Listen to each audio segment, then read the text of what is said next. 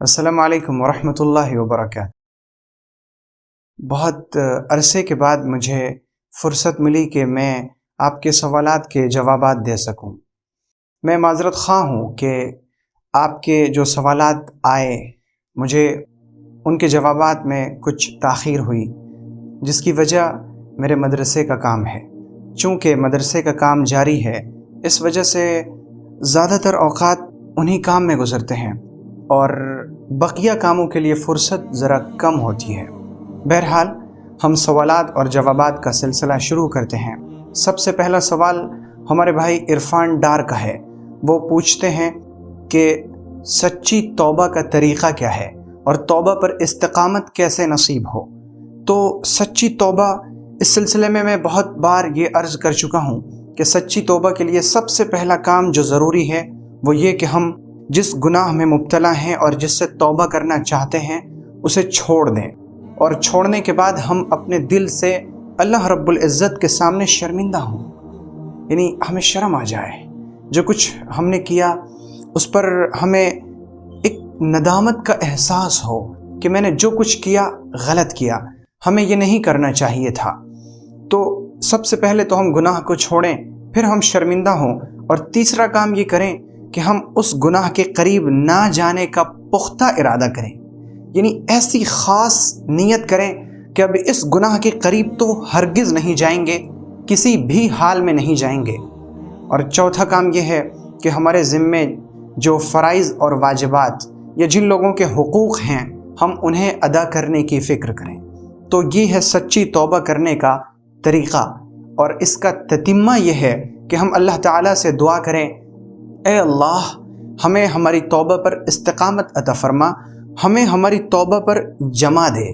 پیغمبر صلی اللہ علیہ وسلم اکثر یہ دعا فرمایا کرتے، یا مقلب القلوب ثبت قلبی علی دینک، اے دلوں کو پھیرنے والے میرے دل کو اپنے دین پر جما دیجئے۔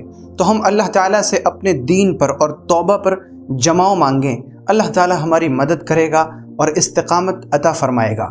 سوال یہ ہے کہ استقامت کیسے نصیب ہو، استقامت حاصل کرنے کا طریقہ کیا ہے؟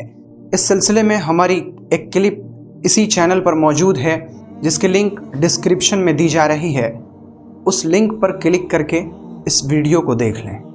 توفیق شیخ نے لکھا ہے کہ میرے والدین کے لیے دعا کریں، اکثر وہ غم میں رہتے ہیں، اللہ تعالیٰ انہیں غم سے، پریشانی سے، مصیبت سے، فکر سے، ہر طرح کی سوچ سے نجات عطا فرمائے، اور جو بھی ان کی پریشانیاں ہیں اللہ تعالیٰ ان کی پریشانیوں سے انہیں خلاصی اور نجات عطا فرمائے، ان کو اس دنیا میں خیر و عافیت، ایمان اور سنت پر زندہ رکھے، اور ہم سب کا خاتمہ اللہ تعالیٰ ایمان اور سنت پر عطا فرمائے۔ شاہین سلطانہ اولاد کے لیے دعا کی گزارش کرتی ہیں، اللہ تعالیٰ آپ کو نیک، صالح اور ایسی اولاد عطا فرمائے جس سے آپ والدین کی آنکھیں ٹھنڈی ہوں، اور اللہ تعالیٰ آپ کو اور آپ کی اولاد کو سب کو متقیوں کا امام بنائے۔ تسلیمہ شیخ بہت اہم سوال پوچھتی ہیں کہ کیا خواتین اکیلے سفر کر سکتی ہیں؟ اس سلسلے میں پیغمبر صلی اللہ علیہ وسلم کی حدیث ہے جسے امام بخاری نے اپنی صحیح میں روایت کیا ہے، لا تسافر امرأة الا ومعها زوجها، کہ کوئی عورت اپنے شوہر کے بغیر یا اپنے محرم کے بغیر سفر نہ کرے۔ اور ایک دوسری حدیث میں پیغمبر صلی اللہ علیہ وسلم نے فرمایا کہ کسی عورت کے لیے یہ حلال نہیں کہ وہ ایک دن کی جو مسافت ہوتی ہے اس کا سفر اکیلے اور تنہا کرے، یعنی لمبا سفر عورت بغیر محرم اور بغیر شوہر کے نہیں کر سکتی۔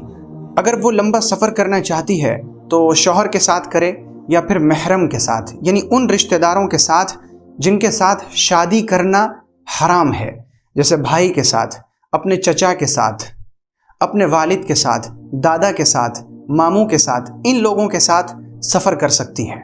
اور جہاں تک چھوٹے موٹے سفر کی بات ہے، 2 کلومیٹر، 3 کلومیٹر، 5 کلومیٹر کا سفر، تو اس سلسلے میں بھی سب سے پہلے تو اللہ رب العزت کا فرمان ہے، وَقَرْنَ فِي بُيُوتِكُنَّ وَلَا تَبَرَّجْنَ تَبَرُّجَ الْجَاهِلِيَّةِ الْأُولَى، کہ اے عورتوں تم اپنے گھروں میں ٹھہری رہو، یعنی تم اپنے گھروں کی شہزادیاں ہو، تم میری نظر میں بہت قیمتی ہو، اسی لیے میں نے حکم دیا ہے کہ تم اپنے آپ کو چھپا کر رکھو، کیونکہ قیمتی چیزیں چھپا کر رکھی جاتی ہیں، وہ بند کر کے رکھی جاتی ہیں۔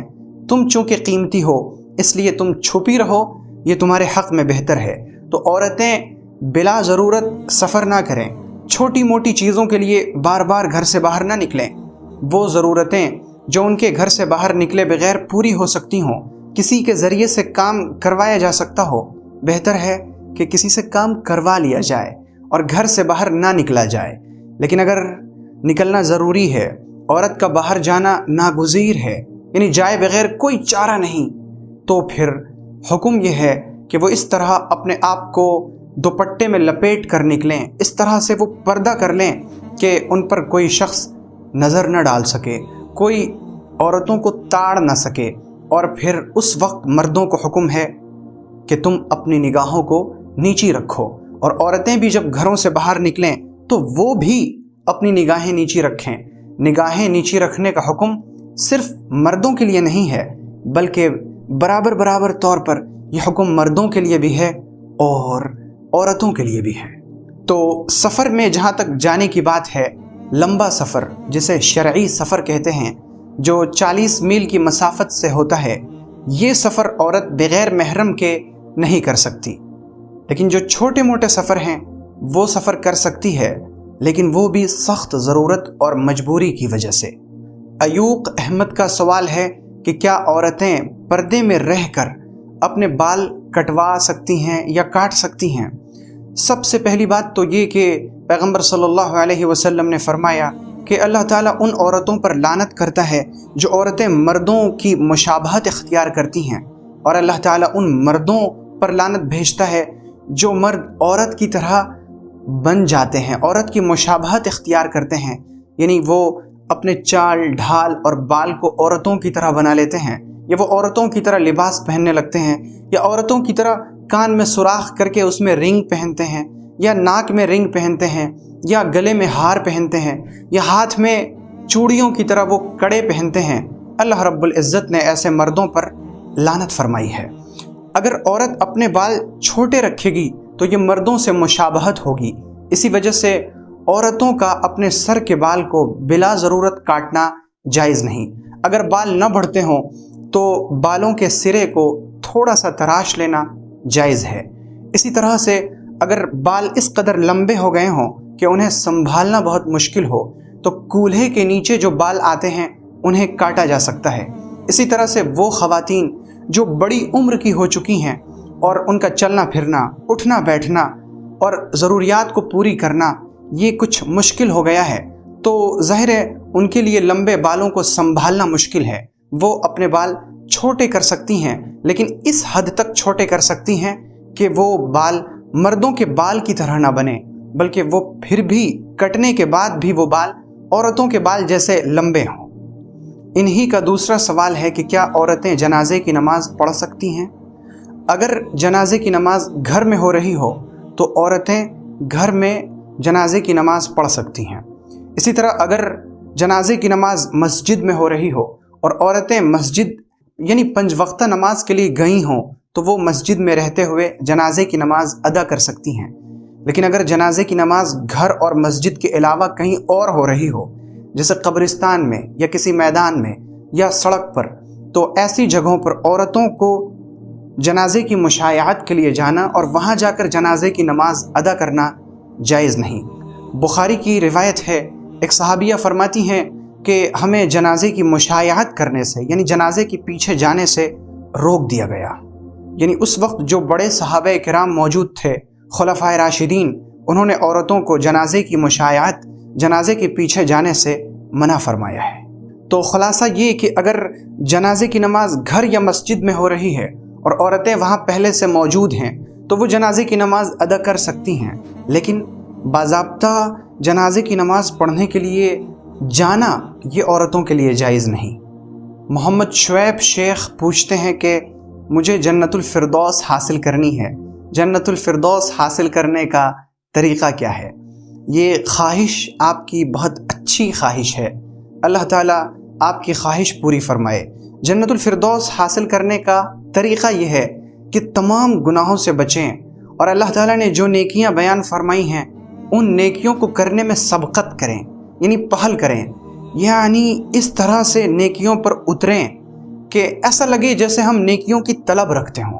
تو نیکیوں کی طلب رکھ کر نیکیاں کرنا، اللہ تعالیٰ کی مرضی تلاش کرتے رہنا، اللہ کی رضا کس میں ہے، اور اللہ رب العزت جس حال میں رکھے اس پر راضی رہنا، یہ جنت الفردوس حاصل کرنے کا بہترین اور آسان طریقہ ہے۔ اور اس کے علاوہ اللہ سے ہمیشہ دعا کریں، اللہم انی اسألک جنت الفردوس، اے میرے رب میں تجھ سے جنت الفردوس کا سوال کرتا ہوں۔ مبارک خان پوچھتے ہیں کہ ہیڈ فون کا استعمال کیسے کریں، اور اسی تعلق سے ایک دوسرے صاحب کا سوال ہے کہ کیا ہیڈ فون میں بیان سن سکتے ہیں؟ جی ہاں، بیان سن سکتے ہیں۔ اور جہاں تک ان کا سوال ہے کہ ہیڈ فون کا صحیح استعمال کیسے کریں، تو ہیڈ فون میں وہ چیزیں سنیں جو سننا جائز ہوں، حرام چیزیں نہ سنیں۔ اور جہاں تک طبی اعتبار سے ہیڈ فون کے استعمال کرنے کی بات ہے، تو ہیڈ فون کا استعمال کرنا کبھی کبھی کانوں کے لیے خطرہ بن سکتا ہے۔ اگر آواز بہت زیادہ آ رہی ہو اور ہم ہیڈ فون کو بہت اچھی طریقے سے کان میں ڈالے ہوئے ہوں، تو یہ ہمارے کان کے لیے، ہماری قوت سماعت کے لیے خطرہ بن سکتا ہے۔ بہتر یہ ہے کہ بلا ضرورت ہیڈ فون کا استعمال نہ کیا جائے۔ ٹرینڈنگ نعت اسٹیٹس کا سوال ہے کہ کیا لیٹے لیٹے ذکر کیا جا سکتا ہے؟ جی ہاں، لیٹے لیٹے ذکر کیا جا سکتا ہے۔ اللہ تعالیٰ قرآن میں فرماتا ہے الذین یذکرون اللہ قیاما وقعودا وعلی جنوبہم، کہ جو عقل مند ہیں یہ وہ لوگ ہیں جو اللہ تعالیٰ کا ذکر کرتے ہیں کھڑے ہو کر، بیٹھ کر، اور اپنے پہلوؤں کے بل، یعنی لیٹ کر۔ تو بیٹھ کر اور کھڑے ہو کر اور لیٹ کر ہر طرح سے اللہ کا ذکر کیا جا سکتا ہے، اور کرنا ہی چاہیے۔ اللہ تعالیٰ ہمیں اپنے ذکر اور فکر میں مشغول رکھے۔ یہ کچھ سوالات کے جوابات دیے جا سکے ہیں، اور ان کے علاوہ جو سوالات پوچھے گئے ہیں ان کا جواب پھر کبھی انشاءاللہ۔ اور یہ سوالات کے خانے میں جتنی دعاؤں کی گزارش ہے، میں سب کے لیے خاص طور پر انشاءاللہ اللہ رب العزت سے خیر و عافیت کی دعا کرتا ہوں کہ اللہ تعالیٰ آپ تمام بھائیوں اور بہنوں کی تمام جائز ضرورتیں اور خواہشات پوری فرمائے، اور اللہ تعالیٰ ہم سب کو اپنے دین کی وجہ سے آپس میں محبت کرنے والا بنائے، اور ہمیں قیامت کے دن اپنے عرش کا سایہ نصیب فرمائے، اور ہم سب کو جنت الفردوس میں اعلیٰ مقام اور نبی اکرم صلی اللہ علیہ وسلم کا پڑوس نصیب فرمائے۔ اور جب تک ہم دنیا میں رہیں اللہ تعالیٰ ایمان و سنت پر رکھے، اور جب ہم میں سے کوئی شخص اس دنیا سے جانے لگے تو اللہ تعالیٰ اس کا خاتمہ ایمان پر اور سنت پر فرمائے۔